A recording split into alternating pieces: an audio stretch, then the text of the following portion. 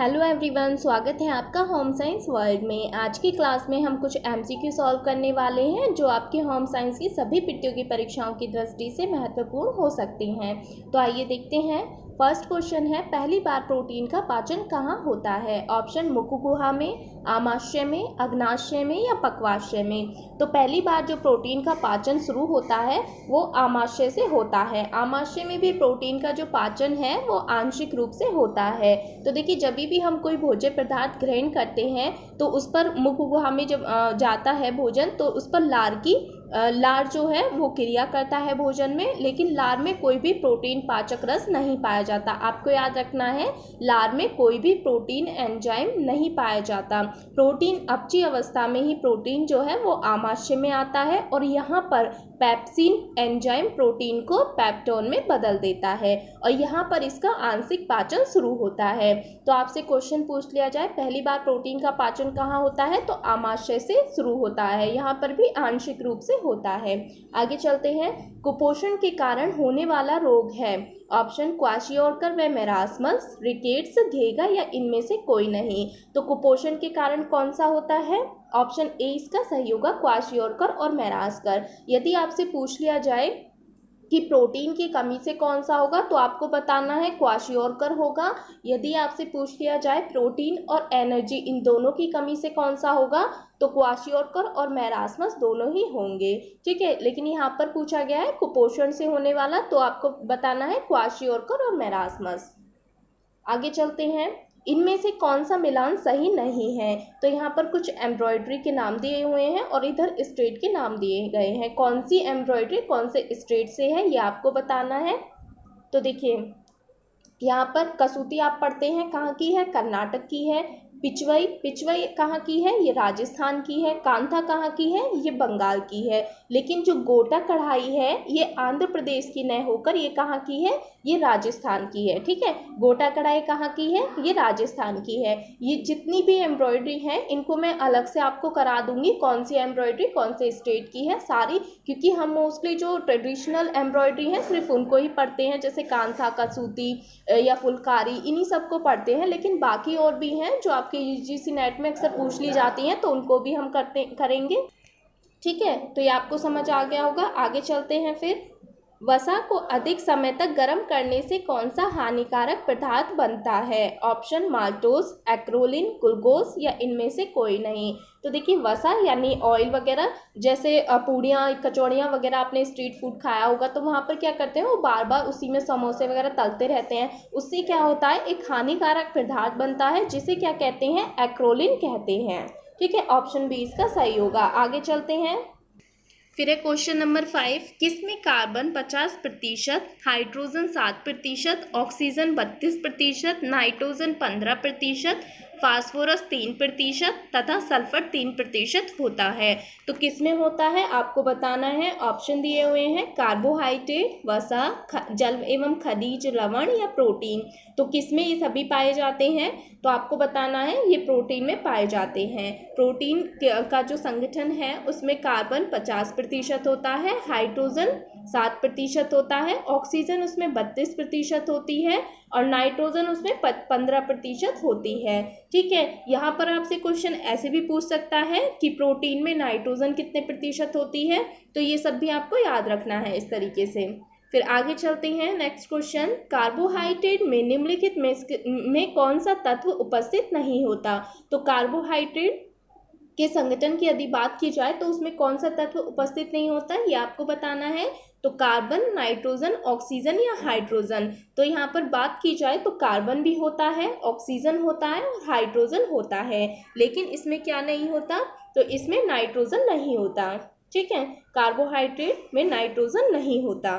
फिर आगे चलते हैं। नेक्स्ट क्वेश्चन, जेली बनाने हेतु चीनी की सांद्रता होनी चाहिए, कितनी होनी चाहिए? 68%, 65% या 70% या 72%। तो देखिए, जेली बनाने के लिए जो चीनी की सांद्रता है वो 65% होनी चाहिए। ऑप्शन बी इसका सही होगा।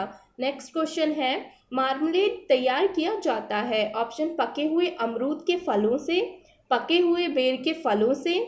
ठीक है, यहाँ पर फलों आप कर लीजिएगा। पके हुए बेर के फलों से, नींबू जाति के फलों से या अध पके आम के फलों से। तो किससे मार्मलेट जो है वो तैयार किए जाते हैं? तो ये किए जाते हैं नींबू जाति के फलों से। देखिए मार्मलेट जो होते हैं ये फलों के गूदे अथवा रस के साथ साथ उनके छिलके का भी इसमें प्रयोग किया जाता है। ज़्यादातर ये जो है नींबू और संतरे से बनाए जाते हैं। जो खट्टे फल होते हैं उनके छिलकों से ये बनाए जाते हैं ज़्यादातर, जैसे कि नींबू और संतरा। तो इसमें ऑप्शन सी आपका सही होगा। आगे चलते हैं। विश्व स्वास्थ्य संगठन की स्थापना किस वर्ष हुई? ऑप्शन 1948, 1945, 1848 या 1950। यदि विश्व स्वास्थ्य संगठन की बात की जाए यानी कि WHO वर्ल्ड हेल्थ ऑर्गेनाइजेशन, तो इसकी स्थापना कब हुई? 7 अप्रैल 1948 को। तो आपको याद रखना है 7 अप्रैल 1948। यदि इसका हेडक्वार्टर आपसे पूछ लिया जाए तो आपको बताना है जेनेवा, स्विट्जरलैंड। ठीक है, कहाँ पर है इसका हेडक्वार्टर? जेनेवा में, स्विट्जरलैंड में। ठीक है, तो ये इसका बात कर ली हमने WHO की। आगे चलते हैं। 10वां क्वेश्चन है, फलों को सुखाने पर कुल ठोस पदार्थ का होना चाहिए। जब हम फलों का संरक्षण करते हैं, किसी भी पदार्थ का संरक्षण करते हैं, तो उसमें बताना है कि जब हम उसे सुखाने का करते हैं तो उसमें कितने प्रतिशत ठोस पदार्थ होना चाहिए। तो फलों को सुखाने में ठोस पदार्थ होना चाहिए। फलों को सुखाने पर 50 से 55%, 60 से 65%, 70 से 80% या 80 से 85%। तो कितना होना चाहिए? ऑप्शन सी इसका सही होगा, यानी 70 से 80% होना चाहिए। आगे चलते हैं। भोजन पकाने की खदकाना यानी सिमरिंग विधि का तापक्रम कितना होता है? ऑप्शन 100 से 120 डिग्री सेल्सियस, 72 से 85 डिग्री सेल्सियस, 65 से 75 डिग्री सेल्सियस या 85 से 93 डिग्री सेल्सियस। तो कितना होता है सिमरिंग का जो तापक्रम होता है? तो वो होता है ऑप्शन डी इसका सही होगा, यानी 85 से 93 डिग्री सेल्सियस होता है। यदि बात फ़ारेनहाइट की आपसे पूछ ली जाए, फ़ारेनहाइट पूछ लिया जाए कि कितना होता है सिमरिंग में, तो आपको बताना है 185 से 200 होता है। ठीक है, 185 से 200 डिग्री फ़ारेनहाइट होता है। यदि तापक्रम आपसे पूछ लिया जाए तो 85 से 93 डिग्री सेल्सियस इसका तापक्रम होता है। आगे चलते हैं। जेली बनाने में पानी की उपयुक्त मात्रा होनी चाहिए। 20 से 25%, 33 से 38%, 40 से 42%, 50 से 55%। तो जेली बनाने में पानी की कितनी मात्रा होनी चाहिए? तो ये होनी चाहिए ऑप्शन बी इसका सही होगा, 33 से 38% होनी चाहिए। आगे चलते हैं। किस पदार्थ को पकाने को जिलेटिनीकरण कहते हैं? ऑप्शन प्रोटीन, वसा, स्टार्च या चीनी। तो किसे पकाने की जो क्रिया है उसे जिलेटिनीकरण कहते हैं? स्टार्च की। तो देखिए इसमें क्या होता है, जो स्टार्च है वो ठंडे पानी में घुलनशील नहीं होता, परंतु यदि उसे उबालते हुए पानी में डालेंगे तो इसकी जो कोशिका की बाह्य भित्ति है वो फट जाती है और अंदर से नन्हे नन्हे स्टार्च के जो कण हैं वो निकलकर पानी में आ जाते हैं। अब ये क्या करते हैं कण, ये जल को शोषित कर देते हैं और स्टार्च कण जो हैं वो फूल जाते हैं, लेई के समान वो बन जाता है गाढ़ा सा पदार्थ।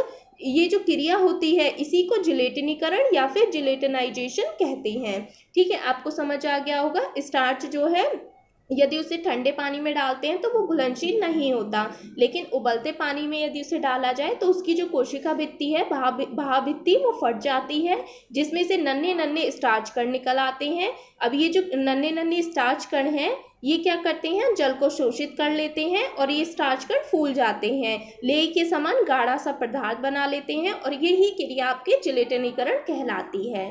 फिर आगे चलते हैं। उस मुख्य अवयव का नाम बताइए जो दूध में तो पाया जाता है परंतु रक्त में नहीं पाया जाता। तो ऑप्शन दिए हुए हैं केसीन, ग्लोब्यूलिन, ग्लूकोज या लवण। तो कौन सा वो पदार्थ है जो कि दूध में तो पाया जाता है लेकिन रक्त में नहीं पाया जाता। देखिए क्वेश्चन आपको घुमा फिरा के इस टाइप के भी मिल सकते हैं। आप सिंपल सा क्वेश्चन बहुत ही कम पूछे जाते हैं, वन लाइनर जो भी आप टीजीटी पीजीटी के एग्जाम देते हैं इस तरीके से आपसे पूछ सकता है। तो देखिए जो केसीन है ये आपके दूध में तो पाई जाती है लेकिन रक्त में नहीं पाई जाती। तो इसको एक बार देख लेते हैं। जो ब्लड होता है हमारा उसमें दो चीज़ें होती हैं, एक तो होता है प्लाज्मा, प्लाज्मा कितना होता है 55% होता है, दूसरे होते हैं ब्लड कॉर्पल्स। ठीक है, ये कितने होते हैं, ये 45% होते हैं। अब ये जो प्लाज्मा है जो कि 55% पाया जाता है ब्लड में, इसमें 90% वाटर होता है, 7% प्रोटीन होता है, ये क्वेश्चन पूछा हुआ है, ठीक है, 7% प्रोटीन होता है और 2.9% मिनरल्स होते हैं और 0.1% ग्लूकोज होता है। अब जो प्रोटीन होती है इसमें कौन कौन सी होती है, फाइब्रोनोजन, प्रोथ्रोम्बिन, ग्लोबुलिन और एल्ब्यूमिन, ये प्रोटीन इसमें पाई जाती हैं। तो अब आपको याद हो गया होगा कौन सी प्रोटीन पाई जाती है और कितने प्रतिशत प्रोटीन इसमें होती है। तो यहाँ पर जो हमने बात की थी, यहाँ पर क्या है, ग्लोबुलिन भी है, ठीक है, ग्लोबुलिन है, ग्लूकोज है, कितना है 0.1%, ठीक है, लवण भी है आपका और प्रोटीन भी है, लेकिन इसमें केसिन प्रोटीन नहीं है। फिर आगे चलते हैं, नेक्स्ट क्वेश्चन, किसी भी टेक्सटाइल सामग्री की सबसे छोटी इकाई होती है। तो ऑप्शन दिए हुए हैं वस्त्र, रेशा, तंतु या पहनने योग्य वस्त्र। तो किसी भी टेक्सटाइल सामग्री या रेशे की यदि बात की जाए तो सबसे छोटी इकाई जो होती है वो होती है तंतु। ठीक है, इसको यहाँ पर देख लेते हैं। देखिए, पहले तंतु होता है हमारे पास, तंतु से हम धागा या सूत्र बनाते हैं, फिर उससे वस्त्र बनाते हैं। अब ये जो वस्त्र हैं ये कौन से होते हैं, जिन्हें हम ग्रे गुड्स कहते हैं। ये जो वस्त्र होते हैं ये पहनने योग्य नहीं होते हैं। अब यदि हम इन्हें पहनने योग्य बनाना है तो इन पर हम कुछ परिसज्जाएं अपनाते हैं, कुछ फिनिशिंग प्रोसेस होते हैं वो करते हैं, फिर ये वस्त्र जो है पहनने योग्य बन जाते हैं। आगे चलते हैं, निम्नलिखित में से सही मिलान को चुनिए। तो इसमें हमें सही बताना है। तो पहला है मैट्रीलोकल, फिर दूसरा है पैट्रीलिनियल, फिर है नियोलोकल। ये जो है ये परिवार के टाइप्स जब हमने पढ़े थे उसमें आपको बहुत ही अच्छे से डिटेल में कराया था। यदि किसी ने वो वीडियो नहीं देखा है तो प्लीज़ आप लोग देखिएगा, क्योंकि वहाँ से क्वेश्चन पूछे जाते हैं। तो इस टाइप का भी पूछा जाता है, ज़रूरी नहीं है कि आपको हिंदी में ही लिखा मिले, इस टाइप से भी आपसे यूजीसी नेट में भी क्वेश्चन आया था, तो आपको यहाँ पर बताना है। तो देखिए, यदि मैट्रीलोकल की बात की जाए, मैट्रीलोकल का अर्थ होता है मात्र स्थानीय। मात्र स्थानीय वह अवस्था होती है जिसमें पति जो है वो पत्नी के माता पिता के साथ रहता है, यानी कि ये मिलान जो है ये सही नहीं है, ये इसके साथ मिलेगा। ठीक है, पैट्रीलिनियल क्या होता है, पैट्रीलिनियल होता है पितवंशीय। पितवंशीय यानी वंश के आधार पर, जब परिवार का हमने पढ़ा था तो वहाँ पर क्या होता है, यहाँ पर जो पिता है उसी के नियम चलते हैं, उसी के वंश से जो नाम है वो चलता है। पैट्रीलिनियल यानी पुरुष वंशावली द्वारा वंश का पता लगाना। नियोलोकल क्या होता है, नियोलोकल का अर्थ होता है, अब यहाँ पर ना तो पति पत्नी के घर जा रहा है ना ही पत्नी पति के घर, तो यहाँ पर क्या होता है वो अलग से अपना एक घर लेते हैं और उसे बनाकर वहाँ पर रहते हैं। नियोलोकल यानी पति पत्नी अलग नया घर बनाकर रहते हों, तो ये मिलान सही होगा, यानी ये वाला ऑप्शन आपका सही होगा। फिर आगे चलते हैं, इनमें से नॉन कैरोटीन प्रोटीन रेशा कौन सा है। ऐसा रेशा जो कि नॉन कैरेटिन है, जिसमें कैरेटिन नहीं है परंतु प्रोटीन पाया जाता है। प्रोटीन रेशा है लेकिन कैरेटिन नहीं है, तो आपको बताना है। ऑप्शन दिए हुए हैं ऊन, रेशम, जूट, कपास। तो ऐसा कौन सा रेशा है, तो आपका ऑप्शन बी सही होगा, क्योंकि रेशम में प्रोटीन तो होता है लेकिन कैरेटिन नहीं पाया जाता। कैरेटिन किस में होता है, ऊन में होता है। फिर आगे चलते हैं, निम्नलिखित में से कौन से परिरक्षित पदार्थ होते हैं। ऑप्शन नमक, सिरका, चीनी या ये सभी। तो जब हम भोज्य पदार्थ के संरक्षण की बात करते हैं तो हम किस तरीके से भोज्य पदार्थ को संरक्षित करते हैं, नमक के द्वारा भी करते हैं, सिरका के द्वारा भी करते हैं और चीनी के द्वारा भी करते हैं, यानी ऑप्शन डी इसका सही होगा। नेक्स्ट क्वेश्चन है, उबालना जो पानी में डुबोकर खाना बनाने की एक विधि है, कितने फ़ारेनहाइट पर होती है। तो यहाँ पर आपसे फ़ारेनहाइट पूछा है, टेम्परेचर नहीं पूछा है। ठीक है, तो आपको बताना है कितनी होती है, 212 डिग्री फ़ारेनहाइट या 100 डिग्री या 190 या 220। तो कितना होता है, उबालने का जो तापक्रम होता है जब हमने पढ़ा था तो 100 डिग्री सेल्सियस होता है, और उसका फ़ारेनहाइट की यदि बात की जाए तो 212 डिग्री फ़ारेनहाइट होता है। ठीक है, आपको ये याद हो गया होगा। फिर आगे चलते हैं, तो ऐसे जो क्वेश्चन है ना उनके आप तापक्रम के साथ साथ कितने फ़ारेनहाइट होता है या तो आप उसको निकालना सीख लीजिए, ठीक है, कितने सेल्सियस पर कितने फ़ारेनहाइट होता है। अगर आपको निकालना ना आता हो तो आप याद कर लीजिएगा, ठीक है। फिर आगे चलते हैं। 20 क्वेश्चन है, वाष्प के दबाव से भोजन बनाना किस विधि के अंतर्गत आता है, यानी जो स्टीम है उसके प्रेशर डालकर जो भोजन बनाया जाता है वो कौन सी विधि के अंतर्गत बनाया जाता है। प्रेशर कुकिंग, उबालना, बेकिंग, स्टूइंग। तो किसके अंतर्गत बनाया जाता है, प्रेशर कुकिंग के अंतर्गत बनाया जाता है। तो ये वीडियो भी यदि किसी ने नहीं देखा हो कुकिंग मेथड्स में, वहाँ पर सारे कुकिंग मेथड्स मैंने आपको करा दिए थे, वो वीडियो आप देख लीजिएगा। अगर इन क्वेश्चंस में किसी को कोई भी डाउट हो तो आप कमेंट सेक्शन में लिख दीजिएगा, जब भी हम नेक्स्ट टाइम MCQ कराएंगे वहाँ पर आपको करा देंगे। जितने भी टॉपिक्स में आपको कोई भी डाउट हुआ करे ना तो आप कमेंट सेक्शन में लिख दिया करें, ताकि जब भी हम MCQ कराएं तो वहाँ पर उनको ले लें और सॉल्व करा दें। और एक बात तो रहे कि आप जितने भी स्टूडेंट्स हैं, मैंने पहले भी बोला था कि सभी स्टूडेंट ऐसा नहीं है कि सिर्फ TGT की तैयारी कर रहे हैं या PGT की, सभी अलग अलग उसकी प्रिपरेशन कर रहे हैं। कोई नेट की तैयारी कर रहा है, कोई TGT, कोई PGT। अब ये जो है ये पॉसिबल नहीं हो पाएगा कि सभी के लिए अलग अलग से चले, TGT की अलग क्लासेस या PGT की। अब जो सिलेबस है आपका होम साइंस का, वो सारे एग्जाम्स का जितनी भी पिट्टियों की परीक्षा होती है लगभग सबका सेम ही है। जितनी भी मैंने अभी तक यूनिट्स पढ़ाई हैं आपको, वो सभी एग्जाम्स में पूछी, मतलब सभी एग्जाम्स में सेम है, बस कुछ कुछ यूनिट्स का अंतर है। जैसे PGT में फिजियोलॉजी ज़्यादा है, TGT में 1-2 यूनिट एक्स्ट्रा है, जैसे पट्टियाँ वाली है, ठीक है। नेट में भी वही सारा कुछ सिलेबस है, बस MCQ जो आते हैं UGC नेट में वो अलग तरीके से आपसे पूछ लेता है, मतलब वन लाइनर ना होकर कथन, कारक या मिलान, इस टाइप के क्वेश्चन उसमें होते हैं। तो वो जब आपका एग्जाम आएगा ना तो उस टाइम पर हम MCQ सॉल्व कराएंगे, वहाँ पर उन सारे टॉपिक्स को कवर कर लेंगे। और अभी भी जो बीच बीच में हम लोग क्लासेस करा देंगे, जो यूनिट्स अलग है ना सारे एग्जाम्स की, उनकी भी वहाँ पर ले लेंगे। तो किसी को अगर कोई भी डाउट हो तो आप लोग कमेंट सेक्शन में लिख दीजिएगा। Thank you.